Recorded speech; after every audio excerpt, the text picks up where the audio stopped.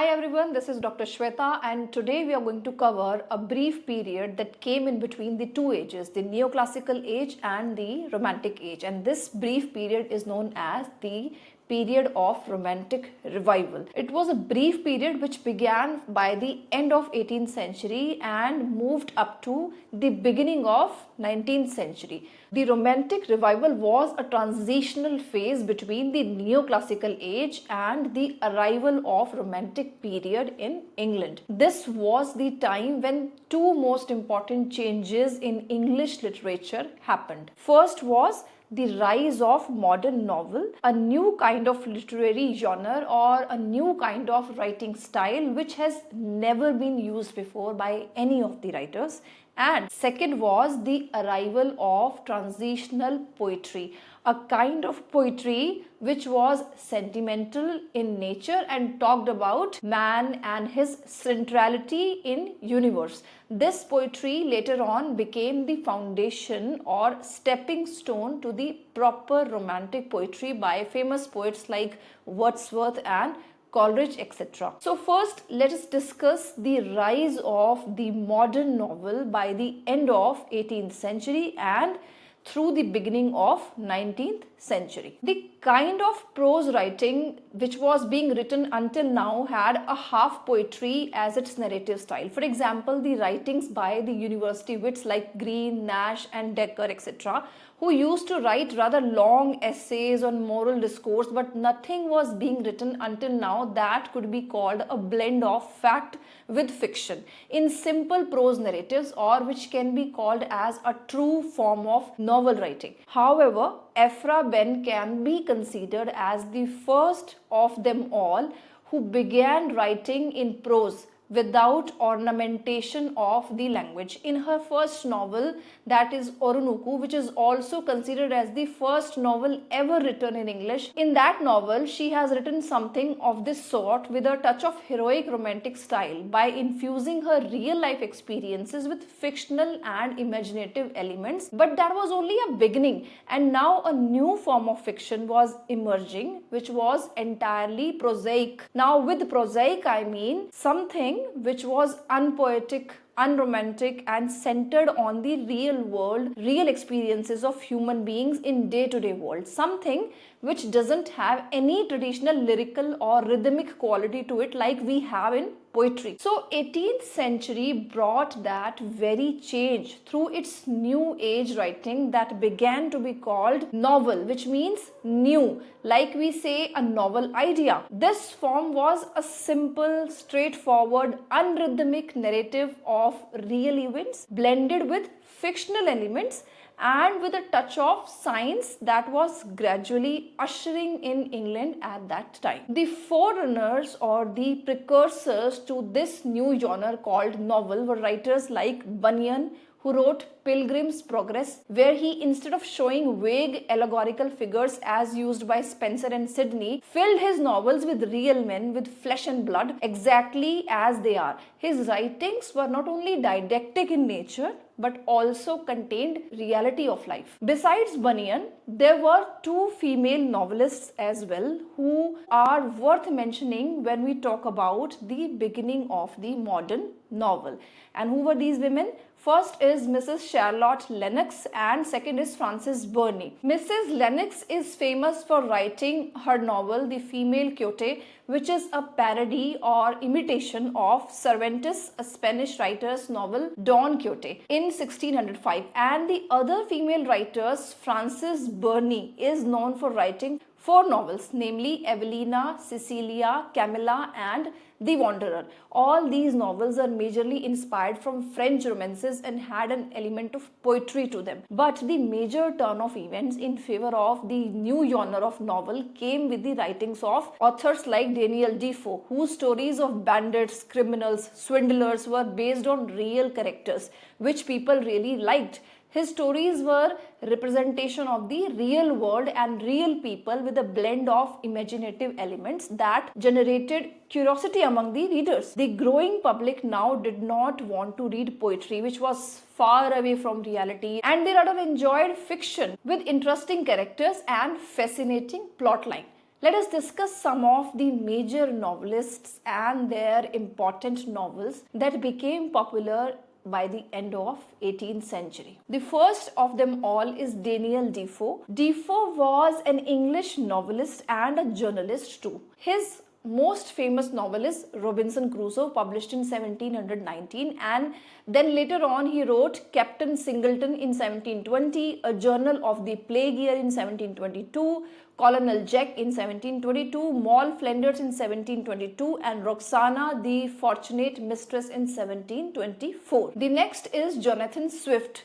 Besides being a satirist, Swift is also known to have written many fictional pieces, out of which he is best remembered for Gulliver's Travels, which is also a satire but in the form of a novel. Third author was Samuel Richardson, who was an English writer, printer, and known for 3 epistolary novels, or the novels written in the form of letters. The first one is Pamela, or Virtue Rewarded. Virtue Rewarded is Pamela's subtitle, published in 1740. Second is Clarissa, or The History of a Young Lady, published in 1748, and The History of Sir Charles Grandison, 1753. Out of all these, Pamela is most popular and still read today. It is the story of a maid servant whose virtue is attempted to be taken by her master, Squire B. The narrative of the novel is in form of letters written by Pamela to her parents. The fourth famous novelist in this period was Henry Fielding, who was also known for representing false heroics and sentimentality of the Restoration drama in his novels. He is known to have used humor and satire in his novels. His famous novel is Tom Jones, or better known as The History of Tom Jones, a Foundling, published in 1749. He also wrote a novel called Shamela, or An Apology for the Life of Mrs. Pamela Andrews, 1741, as a response to Richardson's novel Pamela, where he described events in the life of Pamela after she gets married and becomes Mrs. Pamela Andrews. He also wrote Joseph Andrews, 1742, which was again written as a parody or a mockery in response to Richardson's novel Pamela. Other novels by Fielding are The Life and Death of Jonathan Wild the Great and Amelia, published in 1743 and 1751 respectively. Fifth novelist in this category is Tobias Smollett. Tobias Smollett is best known for writing picaresque novels, which means a novel with a roguish hero but impressive and usually of low social class, such as The Adventures of Roderick Random, which was published in 1748, then The Adventures of Peregrine Pickle, 1751, and The Expedition of Humphrey Clinker, 1771, which later influenced writers like Charles Dickens in Victorian age. So he was responsible for motivating and inspiring Charles Dickens later on. The sixth novelist is Laurence Sterne. Sterne is also one of the early novelists who is known for writing novels like Tristram Shandy or The Life and Opinions of Tristram Shandy, Gentleman. It was published during the period 1759 to 67. That means the novel was published in 9 volumes for 9 long years. Another novel by him is A Sentimental Journey Through France and Italy, 1768. It is a novel which was kind of a travel memoir or Sterne's journey to France and Italy. This novel helped establish the genre of travel writing in the second half of the 18th century. A point to be noted here is that a literary term called as sentimental novel is used for the novels being written during this time, which I have discussed above. Sentimental novel, also known as novel of sensibility, was a subgenre of novels first used by Samuel Richardson in his novel Pamela or Virtue Rewarded. It means that any novel that exploits the reader's capacity for emotions, tenderness and compassion for the characters and arouses sympathy in their hearts for the characters and their painful situation is referred to as sentimental novel or sentimental writing. These novels exalted feelings above reason, which is the main motto of Romantic Age that is going to come next. The novel Tristram Shandy by Laurence Sterne is also of the same category of the sentimental novels. To add to this list of the sentimental novelists, we have one more name who is known to have written a masterpiece in this category of sentimental novel, and that is The Vicar of Wakefield, published in 1761, written by Oliver Goldsmith. Besides being a poet and a dramatist, Goldsmith is also known to have written this novel too, which has a famous character named Mr. Charles Primrose, who is a country vicar, deeply kind-hearted but sometimes prideful. The novel presents a series of misfortunes in his life which redefine his character. During the Romantic Revival that began in late 18th century, there came a revolt against the didactic materialism of the last 2 centuries, where literary writing was required to be authoritatively artificial. For example, poetry by Sidney and Spenser, and later by poets like Pope and Dryden. Now this period focused more on a return to nature, back to nature, a return to medieval ideas and medieval Gothic romances and subject matter from the medieval time period, where